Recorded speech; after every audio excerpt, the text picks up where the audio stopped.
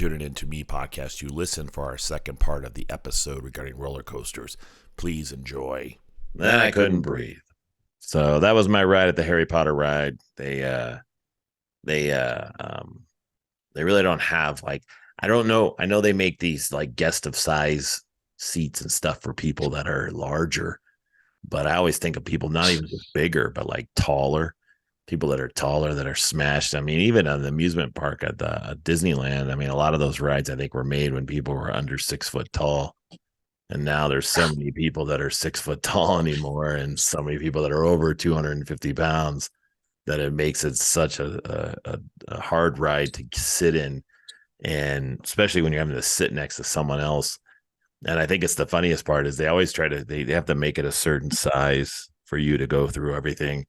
And the first thing they do is when you get in, you like grab your seatbelt and you're trying to find your seatbelt, and you're probably sitting on your seatbelt because I have a big ass on my seat. I'm sitting on my seatbelt and I'm trying to pull the seatbelt over and I'm trying to buckle it in. And then they're like, pull on your seatbelt, pull on the tab to make sure it's secure. And you're like, and they're like, doesn't look, you want to tighten it up some more. And you're like, do you ever think, I don't know, probably as kids, like if you didn't find the seatbelt in time, the ride was going to start and you're fucked. It seems like that now. Like I think they had to put sensors on shit now to make sure everybody's buckled in. Like I think they have it on the control that you would imagine they'd have to. Bigger amusement parks to make sure everybody's buckled in.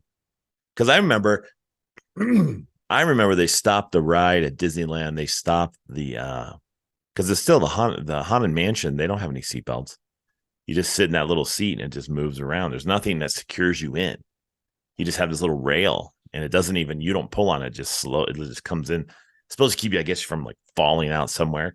But the funny thing is somebody, when I was in high school, got off the ride and they were running through it and scaring the shit out of people on the ride.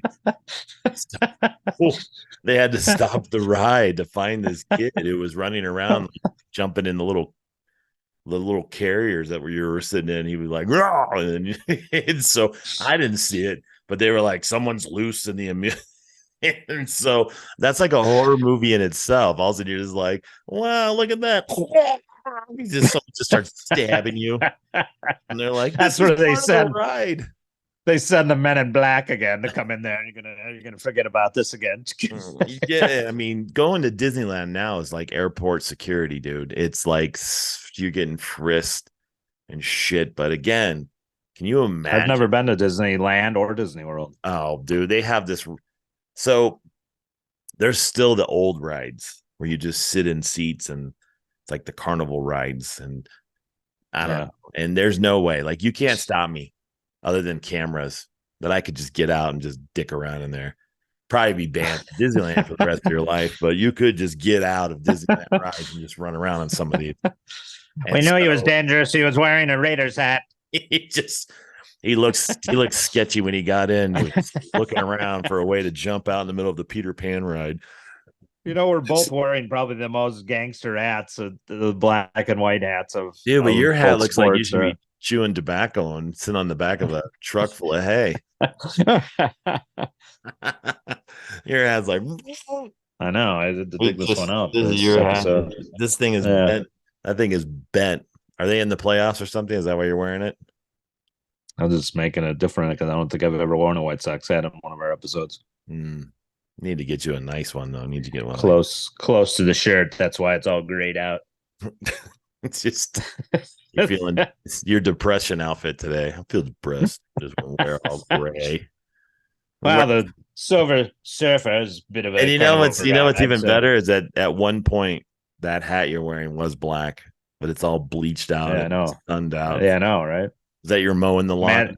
Matches the gray, and no, I don't think I did on this one. Mowing the I have another one it's mowing the lawn hat, that and a Bulls one. Yeah. Do you want to hear something terrible that I used to do when I used to wear the White Sox hat?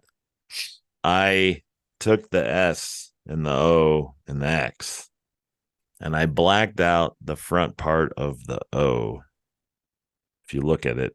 And made it look like an E for sex. And so I thought it was Chicago White Sox. High School. Chicago White Sox. I thought it was so cool. Everybody's like, why would you do that with a marker? I'm like, look at it closely. It says sex. Let's look at it closely. Like a dumbass. We're gonna send you home, Mr. JC, for Mr. your provocative hat. Going to a Christian school wearing a white sex hat, you weirdo. So You would have been accused of racism, apparently, and kicked out of the school immediately. You're saying the whole team name at that point. white sex. Oh. Sounds like a George Michael song. I like your white sex. All right. Well, this is me podcast. You listen, amusement park addition. Some people are addicted to him. So Mick Foley for one of them, right? Didn't you share the comedic backstage with him one time? Mick Foley. about what? Oh, sex addiction. No, he was a huge roller coaster aficionado, I would call him. I don't know if we talked about roller coasters. We talked about wrestling. So didn't he look at you like this? You can't ruin your moment. You can't ruin your moment to meet a legend and talk about wrestling. So no, he did look at me like I was kind of like fanboying, like dude, I didn't get one signature from him. Such an idiot. Oh, that's good. Should have got one signature. I should have got something. I got a picture. That's about it. But I didn't get one signature. You should have went up to him and go, he would just do those freaking grunts. I should have pulled out. I should have took my shoe off, put my sock on, and went, and he probably would have just left. Because what he had in the back green room, he ordered food and he ordered a vegetable tray. That was what he ate with hummus. And so we sat in the back and we talked wrestling, and the smell of Mick Foley's hummus farts. he we talked about comedy. Because that's the thing is, at the time he was, so this is a totally different subject, but at the time he was fresh to comedy. So he was doing his, I call it a spoken word. That's what I love comedy, called, right? But it was tagged as a stand-up comedy show. And at the time he didn't do comedy. He was doing spoken word. What? It's the people. Well, I didn't even know, because their heads in the spot. I didn't even know that they were disconnected from that. What are you talking about? The image behind you. Didn't even know they were flying off there until you moved your head. So I just heard something behind me. Yeah. So he did spoken word. So he had to do 45 minutes and I did 30 minutes before him, and I did comedy. And so people were kind of in the impression that he was coming to do stand-up comedy, which he wasn't. And there wasn't a lot of people that came to the show. I would say there maybe 200 people showed up to the show, and there was nobody else on the show. It was just me. And so I remember he was in the back and he wrote all over his forearm his stuff. On his forearms, he wrote his set list, and then he had a water bottle that he wrote on his material. And he was supposed to show a video. Now his whole thing, the whole show, not the bag on this show, but it's not. Again, I think you would go because you're a fan of wrestling and you want to see Mick Foley. You don't go to listen to his jokes. You go to listen to the stories. And so his big thing was the cage match with him and Undertaker. Yeah, and that's still the thing he talks about. I mean, there's so much more that he's done and shit that you could talk about, but that's the only thing that I think anybody in the generation, even my kids, can remember about that moment. And that's it. That's his card. You know, that's his business card. Anybody looks at this dude, doesn't remember Cactus Jack, doesn't remember him doing Dude Love, doesn't remember him doing anything other than that cage match. And you're like, there's so much more of this dude. Because I remember when I went and saw him at ASU, Gamage Auditorium, when they were like back in, I would say 88. And I remember seeing the Road Warriors Cactus Jack. And I remember him coming out of the back and doing his bang, bang, doing that shit. Yeah. And people were throwing shit at him and just, they hated him. Yeah. And then it was kind of like a Royal Rumble in the middle of it was like what do you call those when they're not the main headline? It was just kind of like not a Royal Rumble, but it's like everybody's in there. Like a house show? Yeah, it was a house show. But what would you call this match? What would this match be called? It's not a Royal Rumble. It's like a similar Battle Royal, you mean? Like a battle royal. Everybody's Yeah. rumbling in there. Yeah. So Royal, he goes in, and I remember him. He was one of the last 4 guys in the ring. And I remember an old man just waving his cane in the front row, just pissed off, and chucked it like across the ring and almost hit him. And I remember I was like, holy shit, man, these people are like really pissed off at him for some reason. And I think at that time, so he was a really big heel, and they were just pissed off, like his whole bits and everything. And so, he may have been feuding with Sting at the time. I know he attacked Sting many times. So there was just so much around then. There was so much that you could have talked about, and his whole show was pretty much about that time. And then he made some stories about wrestling and talked about, backstage stuff, but it kind of is what sparked the Rowdy Piper did the same thing, spoken word stuff. Jake the Snake, Jake the Snake, DDP Rob might Van even do Dam some. does it, Undertaker does it, I think now too, right? Undertaker. I don't know, but it's kind of the thing. People want to hear these stories. And this is before, think about it. This is way before what we're doing right now. We're doing this on YouTube. This is way before this was even popular. So you had to go see it. So now it's becoming less popular because people can just get on a podcast and talk about it. So it was in. So the most uncomfortable part of the show, other than it wasn't funny, was someone was recording it with a camera. In the background, you can see a red dot, and he was up there and he was talking, and he was already pissed off because they weren't going to show,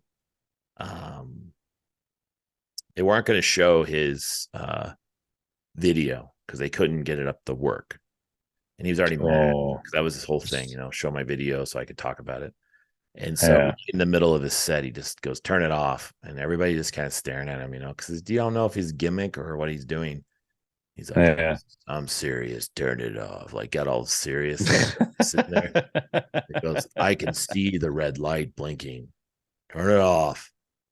And they were just staring at him. And then he goes, I'm going to leave. I'm leaving if you don't turn it off right now. And everybody was just like dead silent. And so they turn it off, and he's like, do not record my show, because he was just starting. So I think he wanted to make sure it wasn't out there to be shit.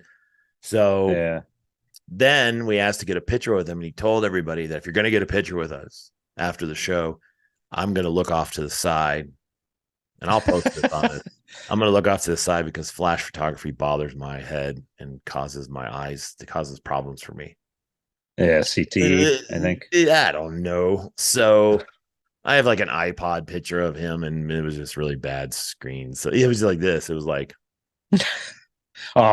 he's like, geez, like he's rolling his eyes. It looks like this. I'll zoom on my face. His eyes were just like over here, and he's just like smiling like that. So it wasn't cool. But again, I performed with him again. I remember that. Remember, and I got booted from the show for what's that dude's name? Justin Roberts and Dolph Ziggler. And both of them. It was just in the show was 400 people went to this damn show, but I think it's because he couldn't sell a lot of tickets on his own, and Dolph Ziggler lives in Scottsdale, and Justin Roberts is from Arizona. So that's, I think, when they put his ass on the shows, they knew they were going to sell more tickets than they did. So it makes no sense. I mean, it's not going to hate on that. I was there ready to go on, and they were like, card has changed. We no longer not tonight, kid. Not tonight, kid. You're no longer on the lineup, bro. So not tonight, kid. You're being bold. I remember I went in the back and I was like, hey man, I'm on the show tonight. He's like, sorry, I just didn't know, and nobody told me, and I really need to have these guys on the show. And I was just like, yeah, fuck off. So just attacks you like a fucking Cactus Jack thing. That's all right. I got paid still. So I got paid and I went and had a beer, and everybody's like, you got to stay and watch the show. And I'm like, oh, fuck that, man. I already seen it. It's boring and horrible. And everybody brought their little championship belts, and he was selling socks. That was the best shit. He was selling white socks after the show that you buy. You motherfucker. Signed to Mr. Sackos. And he puts the little faces on them and he signs them, and he was selling them for $25 a piece. You could buy the whole package of socks for 10. So that dude did. So would he draw Mr. Sacco on it with the mustache and everything for you right there if you buy it? No, he had him done already. He must have did him in his hotel room, his little lonely life. Thinking about, remember when I got thrown off a cage? Oh, God. Can you see this at a party? Remember he's 80 years old. Remember that time I got thrown off the cage? We've heard it, Mick. We've heard it like 10,000 times.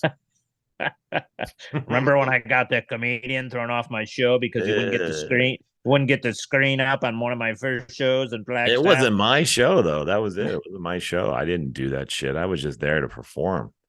So I didn't know he had a video. I mean, no one knew. He brought his little DVD. You guys have a DVD player? Yeah, back in 2004. I have to pull you, kid. You're a little too funny for my show. Again, you're making me look bad. I'm not gonna lie. That's what happened after the show. I'm not gonna bullshit you. We were out doing a meet and greet afterwards. Of course, wrestling fans wanted pictures with him. I stood there and I didn't have anything to sell or do. I was just doing the typical afterwards show meet and greet.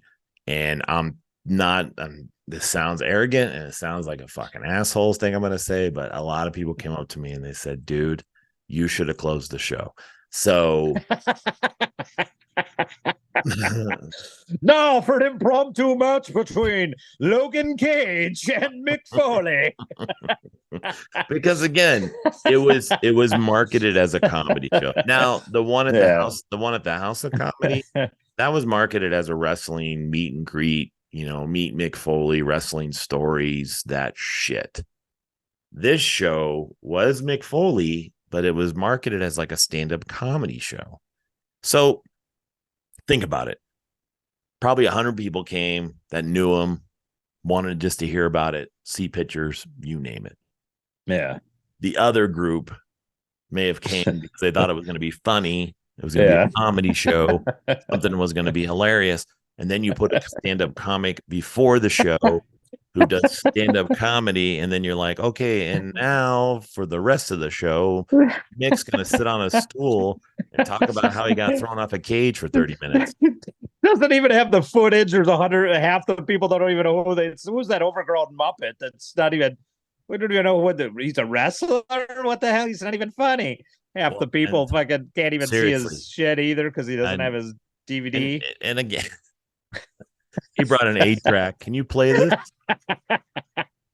He's watching it right now because he sees a picture of roller coasters. I love roller coasters. Let's see what this show is all about. Last portion of this episode, he's talking about him. You tried to be a wrestler. You're just jealous because you didn't make it like I did. I remember this son of a bitch. He was funnier than me. And that happens. Again, who's that other clown up there? The White Sox hat that's faded. Well, you don't. He's the manager of Ramrock. Who did they ever beat? And again, it was interesting if you're a wrestling fan. And again, and a lot of people came up from Phoenix to see this show because ticket sales were like $35 to where down in Phoenix he had it at Stand Up Live. And again, he had it at comedy clubs. And I don't know why. He probably could have done this at any theater or something and probably got the same. But he did it at comedy clubs, and it wasn't funny. It wasn't. It was just interesting. So, I mean, that's performance. It's a performing arts show. So I guess that's what you get. But I didn't know. I was young, and I want to say it was 2013, maybe 2012. I did that show. Sounds about right. Yeah, but I just remember when they called me and asked me if I could open the show. I was like, oh my God, of course, and yeah, it reminded me of when I opened for Doug Stanhope. If you don't know who he is, they Yeah. remember the Man Show. Oh yeah, I do remember a So, little bit of that. He was on so there. it was Jimmy Kimmel and Adam Carolla was the first group, and then it was um, Doug Stanhope and Joe Rogan were the second host of Oh, that okay. show. Shit, Joe Rogan was on there. So Doug Stanhope's a lot like Lenny Bruce, comic wise. He's not politically correct, says a lot of stuff that pisses people off. So I remember they called me and they said, "Hey man, can you open for you can open for Doug Stanhope?" And I was like, "Yeah, fuck yeah." He was like a comedy dude. And so I remember doing that show, and he's funny. I mean, I'm not funnier than him, but I just remember kind of like doing the show, and my comedy style is nothing like his. Like, I'm not insulting. I don't fucking make people pissed off and hate me. And so I just was a totally different style of comic. And I don't think the promoter guy really thought about it. Like, but the funniest shit was I remember he said, "There's no pay." It was like 2009. There's no pay for this show because Doug Stanhope said, "If you want to get paid, book your own show." And so I kind of laughed because I wasn't doing it for the money anyways. I was doing it for the exposure, but Yeah. it was pretty funny. But he's a great comedian, funny guy. And he's also a nice guy, super nice guy. But it was funny because it was He just, didn't pay me, but he's a super nice guy. well, he wasn't paying me anyways. It was a promoter, but he wasn't Oh. he wasn't willing to give up any money of the door for some little, He wanted all the some little door for piece himself. of shit, some little piece of shit dude hosting it for him. So Yeah. and then I remember he put on this dude who reached out to him on Facebook to get on the show, and he tells me, he goes, "Yeah, there's a kid that's gonna go on before you that's gonna do like 10 minutes." And I said, "Oh, is he a comic?" And he goes, "I don't know. He just reached out on Facebook." Shit. So needless to say, that didn't go very well. But Was he gonged? Pulled off of the cane? I just think that there was 300 people at that show, and I think people were like, "Who the fuck is this kid? Kid's doing impressions." What was that story? I gotta say his name, but like it was a one person you were friends with. He just like 2 minutes into his act, it was just bad. He just like gave him the go home sign early. Oh. Yeah, you're out of time. 2 minutes into a set, you're out of time. Was it like bad for that? Give him 10 minutes, and you gave it was him like 5. 6 minutes in. It was bad, so I cut him off. And then he the funniest thing was I gave him the light. He just paused. He was like, just staring at that. So knows exactly how much time he has left. I had 4 minutes. No, he didn't. He didn't know how much time he had left, so he was just kind of paused. And I kind of laughed and I walked away because I was trying to get him off. It was bad, and I didn't remember that he recorded it. And so that was the best part. He recorded the show. And then because when he got off, he goes, "Dude, I felt really quick." And I go, yeah. No, it was 10 minutes. And so he went home and watched his video, and he called me and he's like, "You fucker." Like, he was pissed off. Yeah, because I was at a comedy show with you, and I remember him still giving you shit over it the next time. Oh yeah, that was so funny. But that's the one thing about comics. It's like a whole another episode of this podcast. That's one thing about comedians is 10 minutes is a long time. I mean, last night I did 25 minutes, and it was rough. The crowd wasn't really, the host wasn't very good.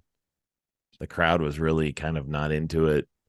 And when you got to do 25 minutes for a crowd that's kind of cold, then they're not really, and this is the second show I've done where the crowd just doesn't feel like they want to laugh out loud. You can see them laughing, but you don't really hear anything.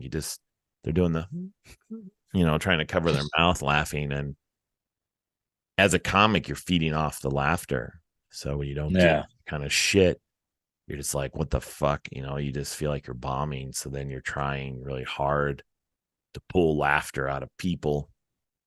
And you may not have to. And that's the thing. Even last night, I didn't get off the stage for 2 minutes and get a drink that people came up to me and were telling me my jokes. I don't know why they do that. They tell you your jokes to you back to you, what they just heard. And but they relate to the jokes. And they were just like, so funny, but it didn't feel like it. It felt bad.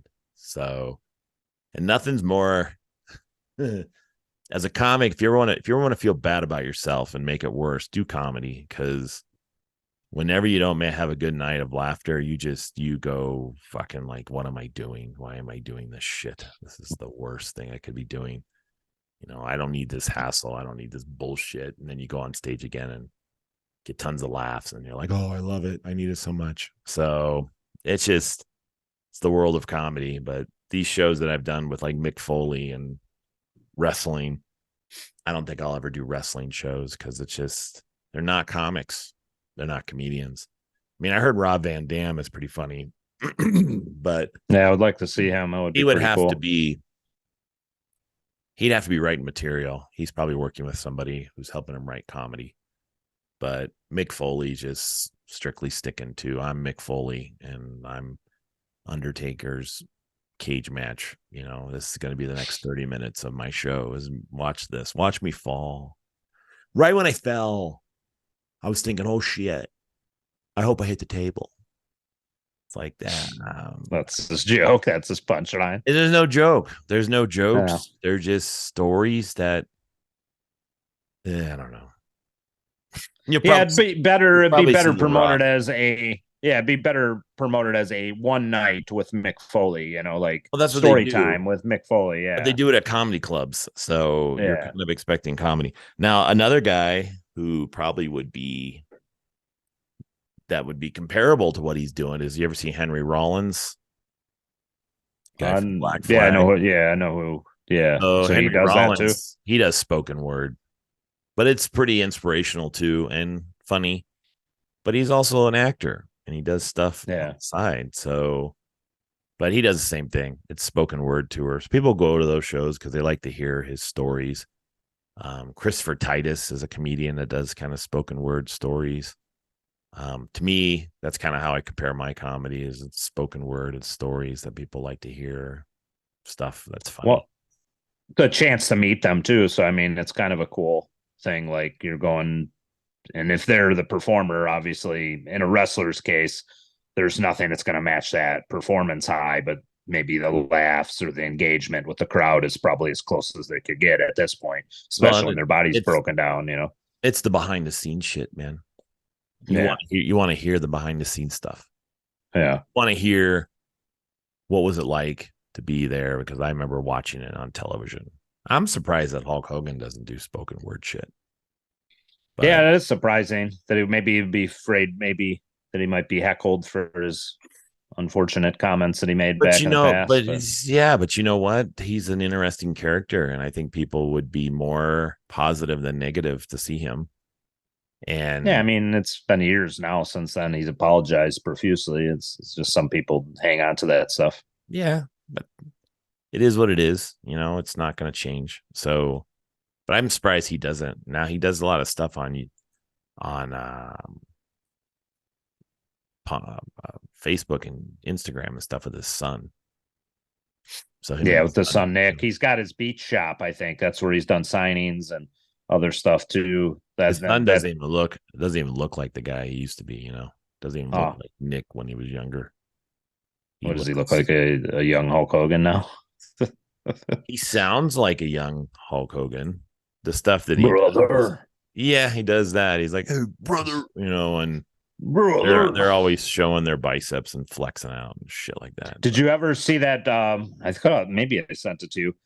So Hogan's doing a sign in his beach shop, and then this little kid comes in. Obviously, would have had to have rehearsed the routine when he was calling. Yeah, and he's just like, we're not slamming the giant, brother, in front of 93,000 people, brother. And this is a little kid doing it. It's hysterical. And Hogan's like, it would have been better if Hogan sold it more. Instead, Hogan does a little critique at it. I was good, brother, but I was just like, I would imagine Hogan's, would have sold it more, but maybe he's heard it before, and the kid was just doing it, officially that time for the video. It was cool. I mean, again, I'm a Hulk Hogan fan, dude. If you had to ask me wrestlers that changed my life, it was the 80s wrestlers, man, the 80s and 90s wrestlers. It was those dudes that really made you love wrestling. I know you and Ramrock and you guys watch wrestling still today, but I see shit, man, that I'm just like, it's amazing that out of all things, you still remember those guys that are in their 60s, their 70s. I mean, it's crazy.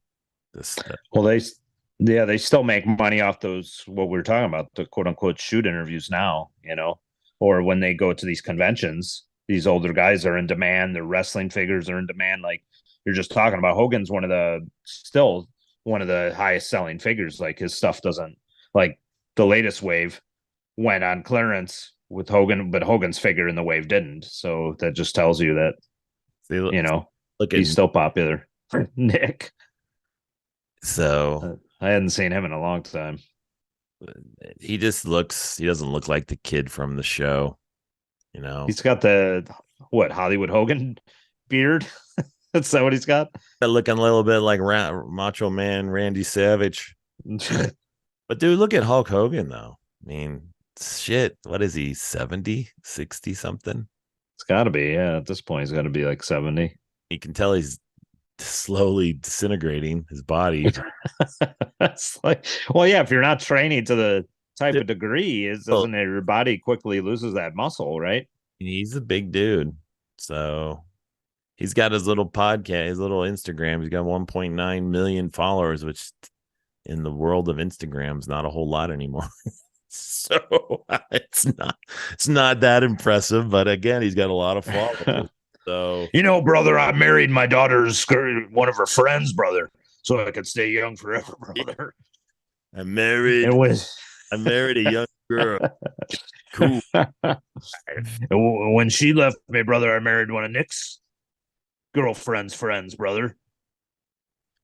So just, I mean, the one dude that surprises me that's still alive is freaking Ric Flair. I can't believe that guy's still alive. I mean, he cheated death before, and then he went out and he had another match, and people are still like, why did he do this or other stuff? I mean, even if it didn't go as perfectly planned, or the fact that he went out there and did that again, he's even in training he did at 70 some years old, man. You still got to give him credit for that. I mean, I don't give a shit what type of match you feel like he's having. He's like an old man, for Pete's sake. The fact that he's even training and getting out there. No one knows what a 3 to 5 minute match takes out of you. And no one knows how hard it could be on your body. And if you're in your 70s, dude, that's some shit. Especially him. He's such a high energy dude. You knew he blew up quick. And so he was just like got straight out of the box. And then he was just probably, adrenaline was pumping. So again, yeah, I mean, it's guys like that, that's why I watch that Beyond the Mat. I watch that shit. Even though people make fun of me, they're like, you're watching wrestling. I'm like, you don't realize how much you as a kid bought into this. And they were more than just a professional athlete. They were like a story. They were a story for you to listen to. And you either related or you hated. You bought into it. It was a soap opera for adults and kids that were into that shit. So, and they even makes the stories more tragic, sadly, like all these dark side of the ring stories. It really just makes you sad when you see their end, just like football, all these professional athletes that were football players before, they didn't shit. They didn't make a lot of money. They're broke. They're selling cars, insurance, whatever. They're up. It's the same thing. It had to start somewhere, and someone had to finally find that there's value in them as performers and that they have to pay them because their body's not going to be like that. I mean, look at all the shit. If Ric Flair still wasn't a part of WWE, he'd be like Jake the Snake and them and just be struggling financially and just living off what they did for a career all those years. And then their body's just fucked up and they don't have the health care or nothing to help them. And then not even, I think Jake too. Yeah, I think Jake, because he's got to have the oxygen now for if he's talking for long periods of time. But I think he's kind of involved with AEW, which is kind of cool to see that Tony Khan, a billionaire. So Jake, I think, is doing better. Flair might have trademarked the man officially, so he might be getting something kicked back from. I mean, apparently from his cameos alone, he makes six figures. So apparently he's doing fine. So these guys on their tail end, if they're not dead from drugs and all the roid use or something, there is some sort of for the top guys, I should say, the mid card guys probably a lot harder to struggle. But some of these guys have probably lived to see, some better days. And in Jake's case, it's really good to see him turn his life around after the drugs. I think he got back together with Cheryl recently, I thought, and they got remarried, which is actually pretty amazing. So yeah, it's good to see when there's a few of those triumph stories afterwards, but it's not always good ending, obviously. Why they have TV shows that talk about it. So yep. Yes, indeed. There's always a dark side of some kind of career like that where you're not the guy you portray on TV. You're not the guy you portray on stage. You're not that guy. But people believe that guy. That's what they're selling. That's what they're buying. That's what you're making money off of. So Hulk Hogan still has to be Hulk Hogan, even if he's 70 years old. He's got to make money somehow. So 24/7, brother. That's it. Even when he's on talk shows, got to act like Hulk Hogan. It's got to have the Fu Manchu the rest of his life because there's no other way he could be. Can you imagine you shave that off? That would ruin people. Yeah, probably wouldn't people know who he is. Doing underneath of it's probably just, even if he did shave it off, it probably would be the tan line would be still yeah, you couldn't tell unless he put some tanning lotion on it. Can't change a thing and still looks like it. And he shaves it and it's just a white space where his mustache always was. One right now. Imagine if he went inside, he puts it on. You see him in the back. It's not even real. It's just a fake Fu Manchu he puts on. Starts his day off. Whole life he's been fucking up. Well, this is like 2 episodes. We're running out of time on this one. So yes, we're gonna have to do a sign off and a sign off. This is gonna be 2 shows. This is gonna be part 1. All right. Of roller coasters to whatever comedy stories to wrestling. So well, the link was the roller coaster love of Mick Foley turned into a journey in itself. Just stories about wrestling. Sad parts. Glad we took you on a roller coaster of life, folks. We clickbait you. We made you click on it, and then we did.